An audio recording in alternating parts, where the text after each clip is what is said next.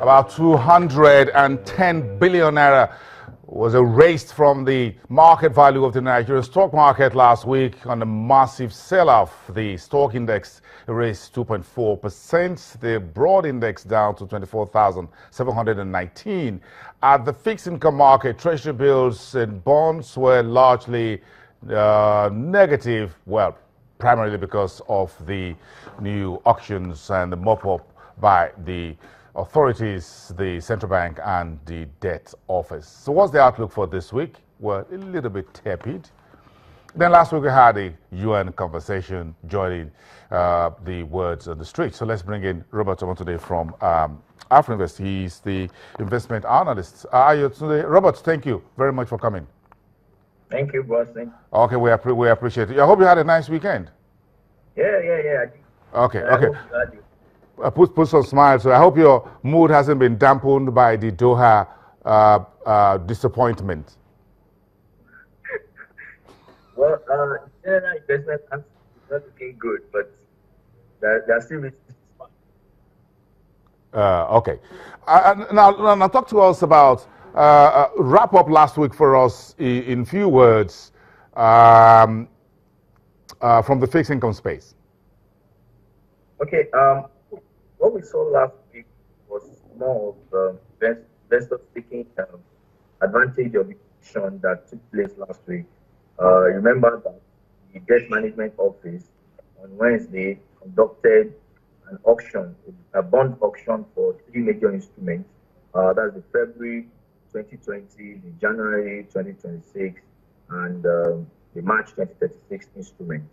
What we saw was more of investors reacting to the recent inflation figures, and we saw that most of the marginal rate for all the bonds closed at least 0.7% higher than we had in the previous auction. But overall, the week was, market traded sideways because we saw average yield by about 0.4%, but a lot of opportunistic investing that took place along the yield curve. So the market was really sideways, but on the average, it was generally bearish. Yeah, so let's fast track to this week, Robert. I'm sure you folks have looked at it at Afrinvest. So, do you think the market has priced in all the heat, the fever about inflation heading towards 15%? Do you think the market has priced that in, and if priced in some of the earnings as far as stock market was concerned, if priced in the debt auction, we won't have another one until May, according to the calendar. So, do you think the heat is out of the market right now and things will begin to normalize? Well, we can't say that for sure. What is obvious, what is clear is that the market is still trying to, take this bit of every news flow one after the other.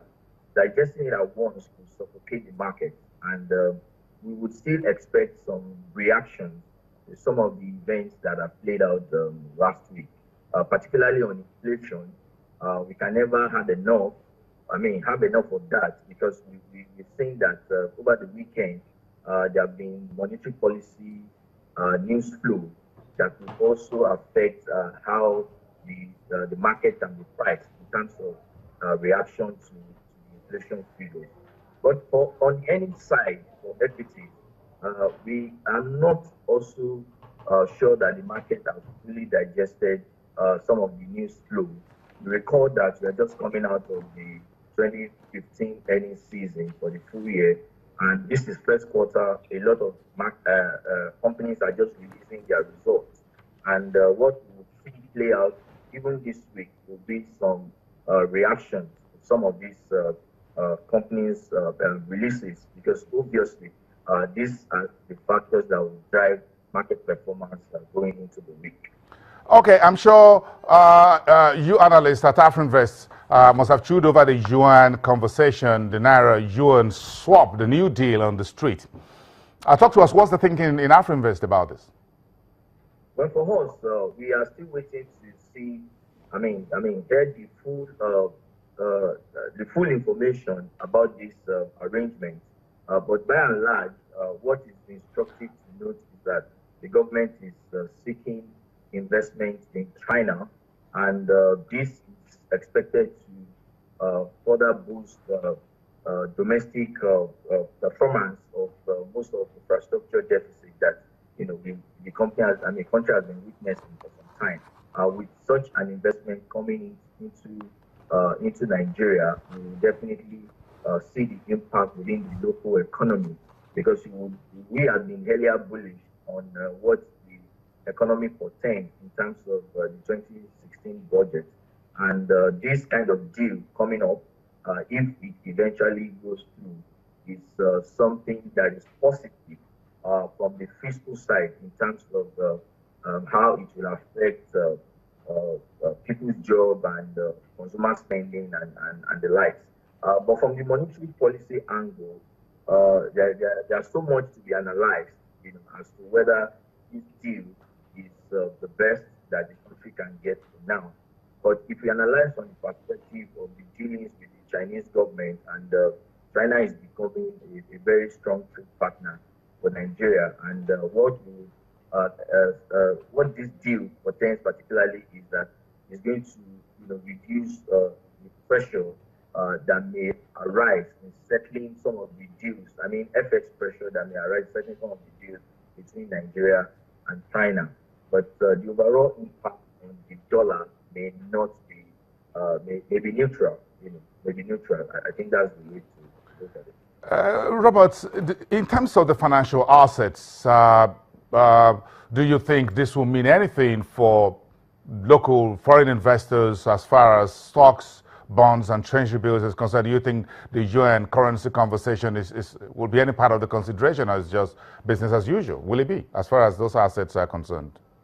Well, we do not think anything has materially changed. This is more transaction between two countries, Nigeria and China. And you will recall that most of the issues that they have around the financial market, they are traceable to FX, our FX concern. And except that if this is not properly communicated to the market, it can even dampen sentiment. If some investors are thinking that a partnership with China, with the Yuan currency that has been seen to come under some pressure in the last 1 year, can further affect the stability of the external reserves. In our view, from the way the transaction is coming up, even though we don't have the full details, we don't think this will be so much of pressure, since some percentage that will be kept in the external reserves, can help offset some of the liabilities that are taken up from China. So, but it can even have a negative impact on the market if the information is not properly digested. But fundamentally, nothing has changed, and the market will still continue to price in all other issues, particularly around the FX concern. Okay, finally, a short one. Who do you expect to give the market further and full communication as far as the Yuan currency conversation is concerned? Did you say who? Yes. Which government agency? Well, it's going to be a mix of the two authorities in question now, the fiscal authority and the monetary authority.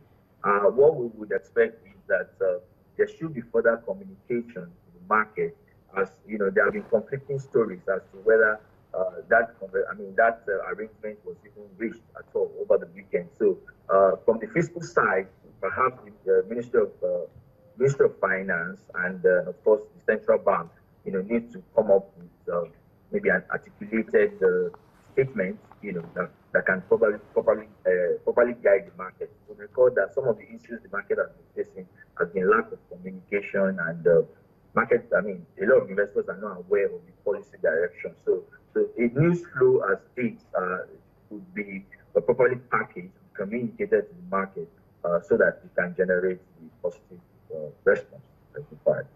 Robert, get back to your work desk. We appreciate your time wrapping up the program for us, and the rest of your team at Afrinvest, investment research at Afrinvest, one of Nigeria's registered and licensed investment and securities trading firm.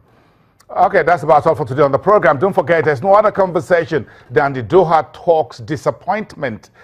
Join us at 1:30 CET, Nigerian time, or Central European time, or West African time, whichever way. 1:30 Nigerian time, we'll continue the conversation about the Doha and how that is damaging the global markets this Monday. You need to follow the money.